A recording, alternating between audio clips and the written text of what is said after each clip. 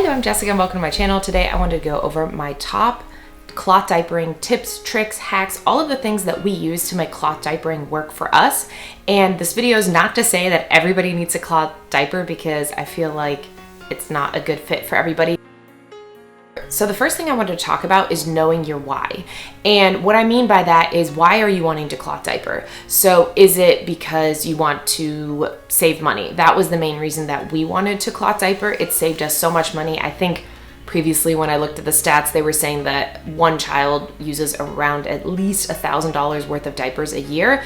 And so we diapered our kids for 3 years and we have 2 different children. So in theory, that would be $6,000. And I know we spent way less than that. Are you wanting to help the environment? I know there's a lot of arguments on this because you use more water and you use more dish soap when you wash them versus them going in a landfill, and if they actually can compost and everything. So I feel like that's a gray area, but it is less going in the landfill in general when you cloth diaper. And I feel like if you buy cloth diapers used and then use them and then resell them, then it is, I would argue, a lot greener than only buying disposables. One of the other reasons I've heard is for less chemicals. We did notice for sure that when our kids were in cloth diapers, we had a lot less diaper rashes. I know that some people have the opposite, but you really need to do your research, and I'll talk about that later. But for us, it was a huge, not so much savings in not having to buy diaper cream, but just healthier bottoms for the kids, and it was a huge difference when we were cloth diapering. And then one of the other reasons I've heard is to look cute. I love the look of cloth diapers. Some people definitely go a little bit overboard. If that's how you want to do it, you get to decide if you want to buy tons and tons of diapers. We were a little bit more utilitarian, I guess you could say, in how we did it. And because I said our goal was to save money, we weren't buying all the cutesy prints, even if I liked them a lot. So let me know if there's any other whys that I forgot. But I think that's really important, especially if you're going to be discussing it with your spouse or partner. I'm not saying you're trying to convince them, but just to sit down and look at the pros and cons of if it would be a good idea and a good fit for your family. So the second thing I wanted to talk about is to do your research. So not only just researching diaper types and different things, and I will definitely link my blog post below of how to cloth diaper on a budget, and there I kind of go into the different types of diapers and why I chose the one that I did and why it worked for our family. But mainly find a good resource. So I like Fluff Love University, and it's a free website where they go into everything from when you test your water, if your water is a certain pH level, what type of detergents would be a good choice for you, and depending on your washing machine, what type of rinse cycles and wash cycles you could use to better have the whole process work for you. The third thing I wanted to talk about is make sure your family is on the same page. I was able, which worked out for me, to get a lot of my diapers used brand new because someone wanted to cloth diaper and the spouse was in no way on board, and then they just wasted a ton of money, which I didn't get the items for free. I bought it off of them, but still it was, I think, hard on that person because they had had certain hopes and expectations, but their spouse was just 100% not on board. And so I would say that's definitely something you need to talk through before you decide to cloth diaper, and to really just figure out the ins and outs. And that kind of goes with the research. Once you have a little bit more information, you can go from there.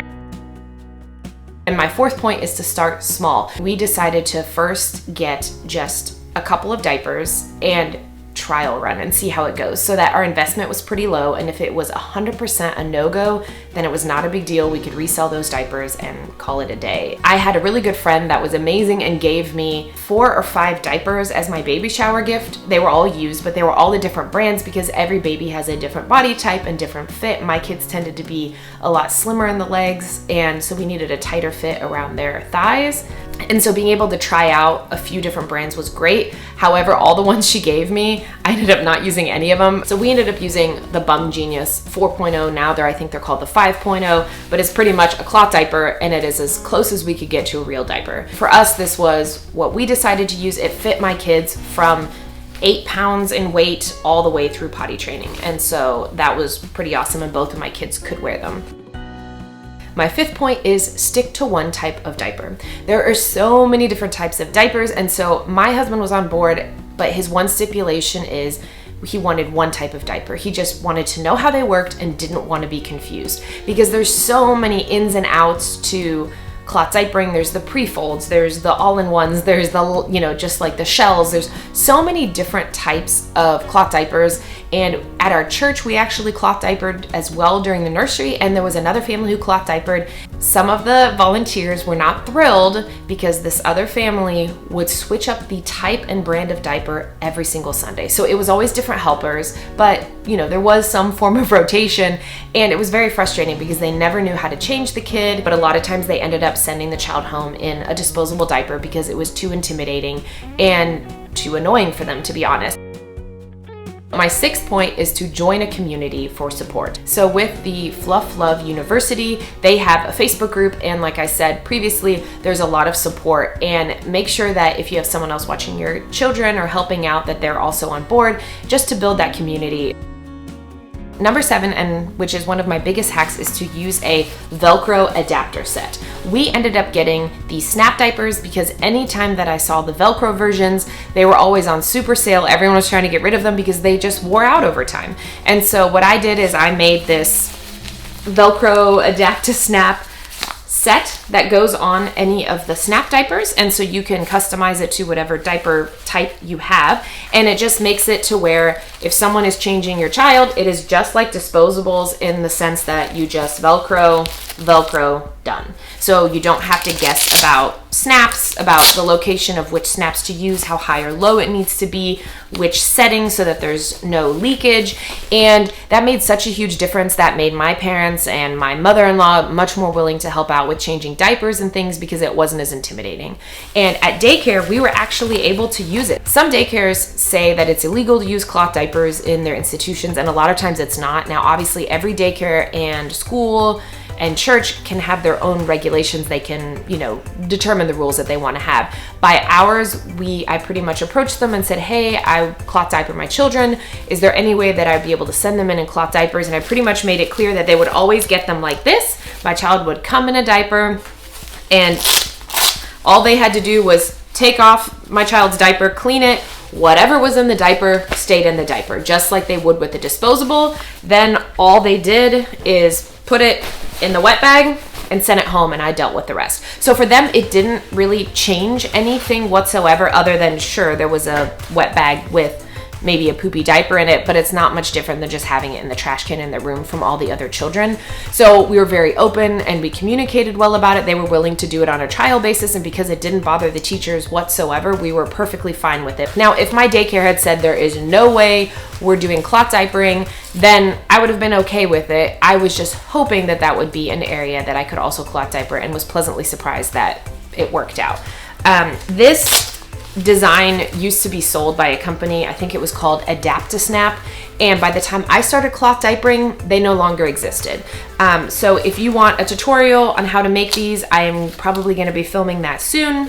And this was, I would say, the biggest hack or game changer, just because it made it that you had the ease of almost a disposable diaper on a cloth diaper. Now, the one thing I will say, when the diaper is poopy with these Adapt-A-Snap things, I would normally take them off of the diapers during the wash so that they wouldn't go through the wash, because then I was afraid they would get dirty or snag things or hang up on them.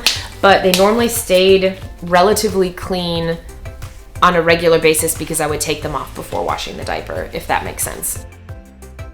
My 8th tip that I'd like to say is make it easy for people to buy you items. There were many people who would have never bought any cloth diapering items, mainly because they had no idea they didn't cloth diaper, so it just seemed like a foreign world. Amazon did make it pretty easy to put a lot of things on my registry, not only for my first, but for my second. Our church tends to do a baby diaper and wipe shower for the second child, where parents just bring some diapers and wipes. And so since these diapers run between $16 to $20, if you're buying a big pack of diapers, or wipes or multiple things, it can run pretty expensive. So a lot of the parents would just buy one of these on Amazon, have it shipped to our house, and that was pretty cool. And as far as what you need, I have a blog post, like I said, that I'll be linking below, that just shows the bare bones basic, and then has the other cool items that you can have as well. So we did diapers. We did 24 diapers per child. We had 2 simultaneously in diapers. We ended up with about 48 total. And I would say that's almost overkill, especially as kids get older. They don't wet as many diapers. Wet bag, at least one is necessary. We had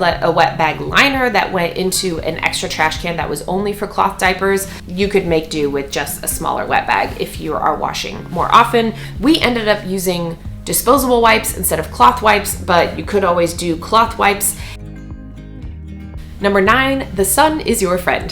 Whenever there's stains and different things, definitely sun your diapers. I line dried, I would say 80% of the time my diapers. I tried to line dry them as much as I could. I had a drying rack, and then I tried to also put them outside, especially in the sun, to get light staining out.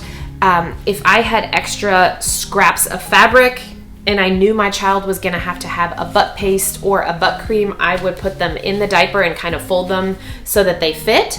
And then that way my cloth would get stained and not my diaper, because some of the butt creams, kind of like Bordeaux's butt paste was one of my favorite ones, and that one would just put brown spots all over the diaper, which if it's yours and you don't care, then that's fine. But for me, I knew I would be reselling my diapers when I'm done with them, so I tried very hard to keep them stain free. And in general, it was pretty easy. It was just very random things like the butt cream that if you don't know about it, you might stain a diaper. The next point is my number 10, and that is be respectful toward others. Just because you decided a cloth diaper does not mean it's better for everybody else. There's a lot of families where both spouses are working, kids at daycare all day, and grandparents or a nanny watches them after that, and they have no interest in cloth diapering. If there's so little time, it's probably not worth it to invest in all these different things. A lot of people don't understand how cloth diapering works, and they think it's gross because they think all the poop goes right in the washing machine. And so, you know, some of it might be ignorance and some of it might be they just don't want to. I mean, I will say a lot of the people that I knew that weren't a fan of cloth diapering or were shocked that I cloth diapered always said, oh, I just don't want to be handling that much poop. And to a certain extent, I feel like if you have a kid and they're in diapers, you're going to handle poop, no matter if it's disposable, no matter if it's cloth diaper. But again, you do have to figure out what's best for your family. Number 11. Now this is my personal tip. We did not cloth diaper our newborns. Our kids were not tiny, they were not big. My daughter was around 7-ish pounds. My son was almost 9 pounds. We did disposable newborn diapers just because we were trying to figure out life, having a newborn, getting no sleep, and the last thing I wanted to do was even more laundry when we were already doing so much baby laundry that we weren't used to in the past. So for us, I 100% am happy that I did not do newborn cloth diapers. A lot of people love them. We had just 2 kids and knew we were done, where some people have 5, 6, 7, 8 kids, then sure, maybe it's worth it if you want to, but for me mentally, that was just not on my priority list. We were able to fit our kids into the Bum Genius at the tiniest setting, I think right around when my daughter hit 8 pounds, and I think almost from day 1, my son, because he was a little bit bigger, was able to fit into the Bum Genius diaper, so that was definitely nice. My 12th tip is if you need to use diaper cream, you want to use a rag. So I have some old rags or muslin blankets that we would just fold up, put inside, and then your diaper does not get stained. Your rag does get stained. If you do get stains, like I said, put them out in the sun and you'll be amazed what comes out of them. Number 13, the fit of the diaper is very important, because if a cloth diaper does not fit well, then you'll have leakage and all the things. So you definitely want to check your elastic on the sides. It's very easy to replace the elastics. It just takes a little bit of time. So whenever I sold diapers, I would always check the elastics and then replace them. So I didn't want anyone to buy diapers off of me and then to get the really stretched out elastic. Now I did buy cloth diapers that had very stretched out elastic, and I got a very good price on them because the person didn't want to replace them. So I was paying $3, $4 for a diaper, which was a steal for me. It did mean, you know, around 15 minutes per diaper replacing both elastics, but for me that was worth it because again, we were trying to do this all on a budget. So check your elastic, because if it is way too loose, then you might have issues with leakage that has nothing to do with liners or any of the other things. It's literally just your diaper's not tight enough. One of the other beauties I think about cloth diapers is not only can you make them shorter, you know, tighter, bigger for all the different sizes and age groups, but you have these different liners. And so they come with a white liner that comes just a microfiber liner that goes inside. And then you can buy extra bamboo liners. And so I bought these as well, especially at nighttime. It was a huge deal. And I know some people will cloth diaper during the day, and then at night, especially with boys, they will disposable diaper because it soaks it up more. We always did double liners. Once our kids were closer to a year old, we would do the white microfiber liner that came with the Bum Genius. Then we would do the charcoal liner, and especially if my son was wearing it, I would actually, if it was a longer liner like this one, I would fold it up in the front so that it would absorb more in the front. Where with my daughter, it would be more folded kind of to where most of the mass was in the middle of the diaper so that it absorbed where they peed the most, if that makes sense. The next thing I want to talk about is some of the accessories that made cloth diapering easier for us. I would say a wet bag is a necessity, and I don't say you need a lot of them. We had one big travel bag like this one. We had this exact thing and smaller, and I think I still have it somewhere, that would always go in my children's school bag because we cloth diapered at school. And so every day for a half day school, I would send them with 3 stuffed cloth diapers, a fresh one on them when I sent them, and a small wet bag inside their backpack. And that was just our normal routine. They normally only ever went through 2 diapers, but just in case, we put in an extra. And of course, if worst case scenario, they needed another diaper, then they would be sent home with a disposable. The next thing that is a huge help is a diaper sprayer. So when you have a newborn, you just take that diaper and just wash it. Once you have a child eating solid foods, and maybe formula fed, I'm not sure, I never formula fed. So if you did, let me know how that works with a newborn. I'm not exactly sure. But if you have an older child and you actually have chunks, you just shake it out over the toilet or take a piece of toilet paper and you can just put it in the toilet. They also sell diaper sprayers that have a little hose that connect, and we did have one of those a little bit later on, and it did make it super nice so that very little poop actually goes into your washing machine. They also have a diaper pal, and it pretty much is a plastic ring that has little hooks that you put your diaper in, and then you spray, and it keeps any extra overspray just in that area so everything goes in the toilet. And we did have one of those, but I would say that's not 100% necessary. It was a very nice luxury, but we did wait and save up for one of those because it wasn't top of our list. We also had a drying rack. I just got a very inexpensive one that I could stow away from Amazon, and I'll link a picture here. It worked really well. We would put it inside, outside, however we needed it. We obviously did sometimes dry our diapers, but we tried to as little as possible just because these diapers have a PUL lining, which is pretty much what makes it waterproof so that nothing goes through. And if you dry it too often, it can destroy this layer. And so that's just something to kind of watch out for.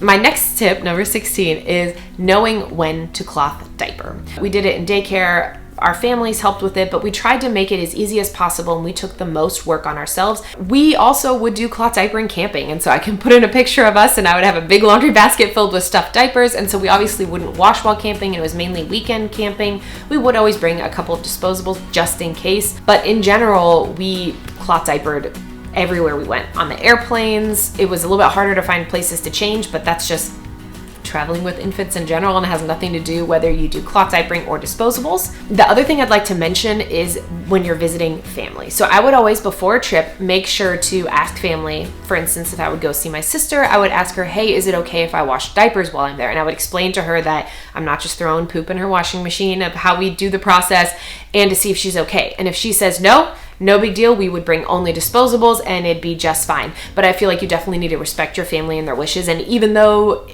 you might be frustrated if they don't want you to wash diapers there, I feel like it's still important to just go with what they're most comfortable with, because you are a guest in their house, even if you are a family. I don't think there's anything wrong with disposable diapers. For us, it was mainly just a trying to save money budget thing. But sometimes you just need disposables, and it's just how it goes. So give yourself grace as well in this process, because it is a learning process. And there were times we laughed about things and had poop all over our back, and you know, just kids and the fun things in life. The last point is, I would say, to resell after. No matter what your why is, I think it makes sense if you can to resell diapers.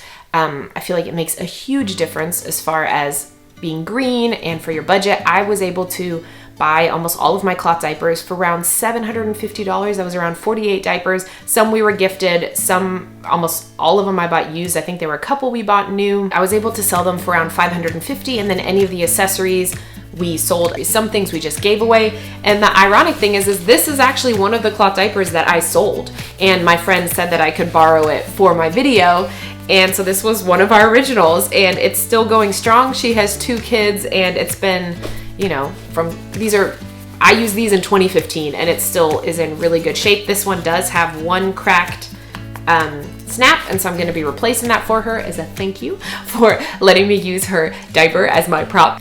Thank you so much for watching. I hope that this video was helpful. If there's anything I left out, for instance, if you have a big why of why you thought cloth diapering was good, please leave it below in a comment. I'd love to read it. And please remember to like and subscribe. I hope you have a good day. Cheers!